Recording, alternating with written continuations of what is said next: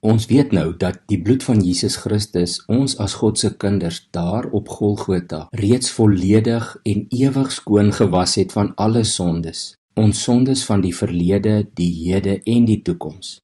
Want Christus het die offer aan God gebring en God die Vader het die bloed gesien en die offer aanvaar. Van Jesus se dood skryf Lukas in hoofstuk 23 vers 46. Met 'n harde stem het Jesus uitgeroep: Vader, in U hande gee ek my gees oor. Nadat hy dit gesê het, het hy sy asem uitgeblaas. En Johannes skryf in 1 Johannes 2 vers 2, Jesus Christus die regverdige is die versoening vir ons sondes. Ons weet ook dat op Golgotha kry ons naas die bloed van Jesus ook die tweede groot teken van ons verlossing, die kruis. Daar waar Christus nie net in ons plek gesterf het nie, maar volgens Paulus in verskeie van sy briewe ons saam met hom daar gesterf het. Dit beteken soveel meer as net dat Jesus ons plaasvervanger op die altaar was.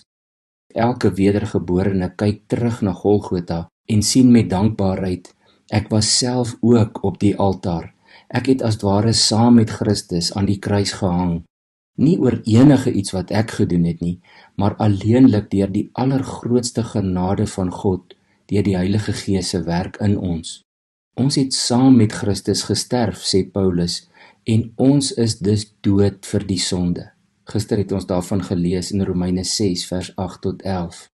En ook wat dit aanbetref, leef ons vanuit die genade dat die werk afgehandel is.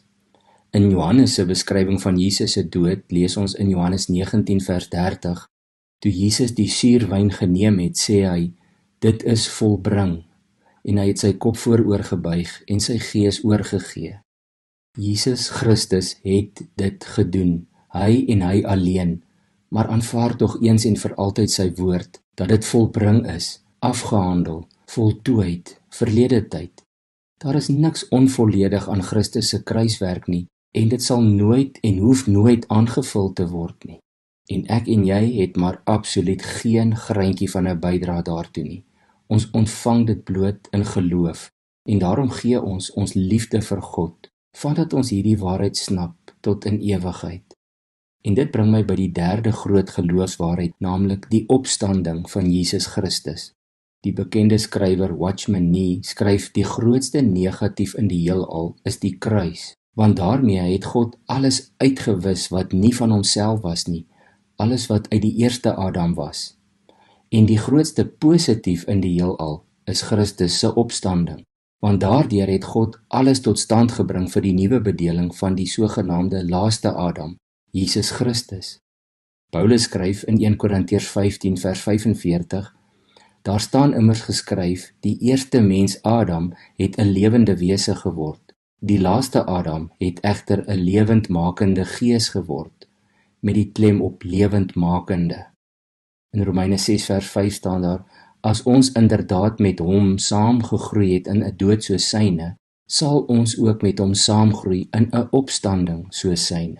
En reeds in hoofstuk 5 vers 17 van Romeine het Paulus geskryf, want as deur die oortreding van die een mens, naamlik Adam, die dood deur daardie een mens begin heers het, sal hulle wat die oorvloed van God se genade ontvang, ja die gawe van sy regverdiging, nog soveel eerder deur die een mens Jesus Christus in die lewe regeer.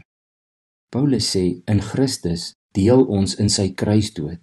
Ons is saam met hom begrawe, maar ons het ook saam met hom opgestaan tot die lewe. En nie net lewe nie, maar ook heerskappy. Kom ons sê vir die Here dankie daarvoor. Here Jesus, baie dankie vir hierdie groot geloofswaarhede. Help ons deur U Gees dat dit nie groot waarhede sal wees wat net in die Bybel staan nie, maar laat dit in ons hart en in ons gees insink, sodat ons vanuit hierdie waarheid kan leef. Dankie dat U die verlossingswerk voltooi en afgehandel het, en dat ons in U reeds die lewe ontvang het. Ons prys U daarvoor. Ons het U lief, Here. Baie dankie dat U ons eerste lief gehad het. Amen.